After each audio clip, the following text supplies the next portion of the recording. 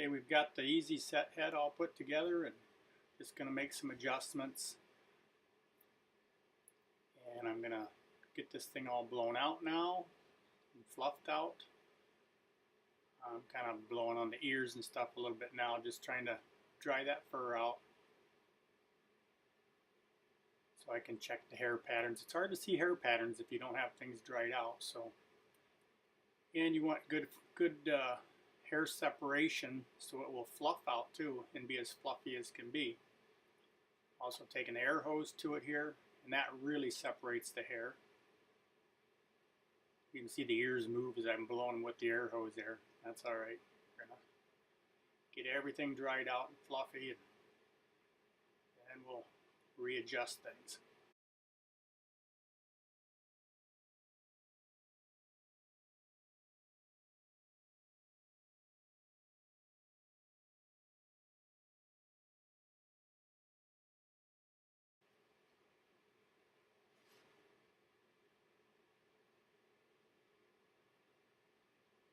Watch your air pressure a little bit there when you're blowing around the eyes and stuff, because that air can actually catch an eyelid or pop it right open, so pull it right out.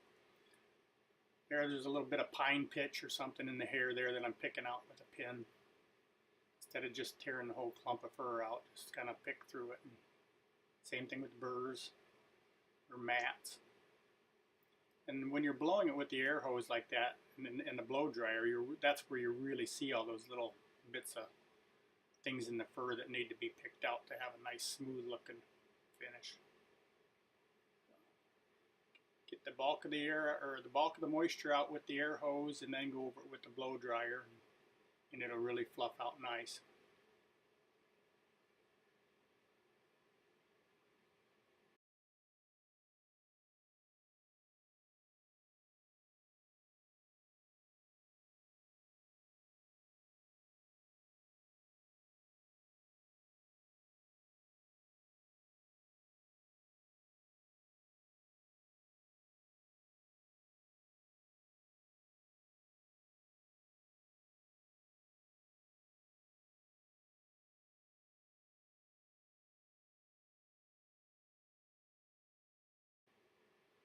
It's dried out pretty good now, and we'll go through now and just kind of adjust things again.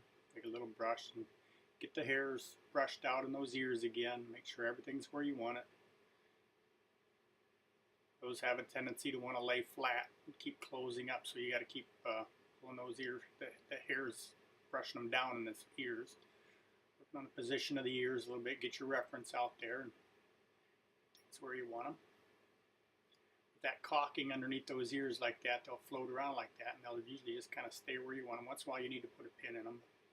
Now I'm putting a pin in the top of the head and one on the bottom under the jaws, so I can move that head around without having to grab the fur or anything. I've got one in the bottom now. So I can grab a hold of those pins and rotate that head now. So once I get this thing set up on the wall where it's going to be, I can level the eyes without having to touch the mount itself. I'm just tweaking things now, looking at my reference and just making sure all these little hair patterns are where I want them, and eyelids are where I want them. Just the detail stuff.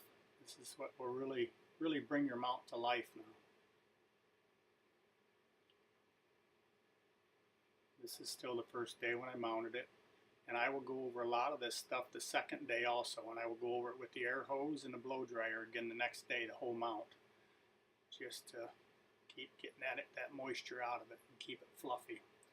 However that hair is standing when it dries, that's how it's typically going to stay. So you want it fluffed out nice when it dries.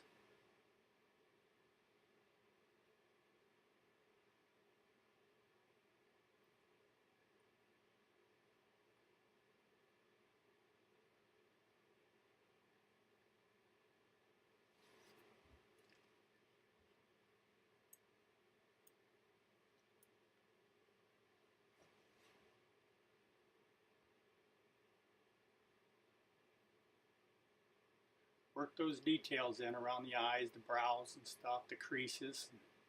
Say, look at your reference. This is where you can really put some expression into the mount now.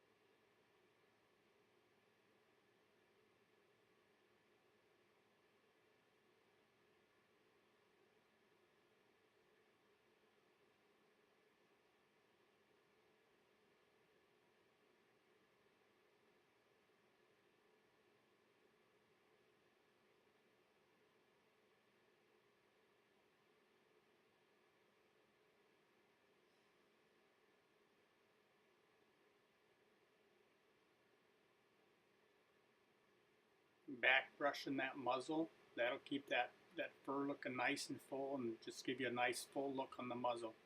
If you back brush that. Again, that's important to do that as the mount dries too. I'm using a brass bristled brush there that's relatively stiff. Just watch that you're not overdoing it and brushing hair out when you're doing it. But you want something relatively stiff that'll stand the hair up.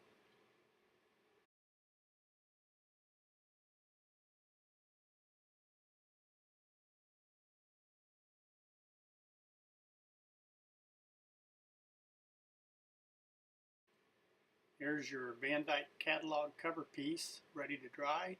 That's the Easy Set cast lip with the panting open mouth.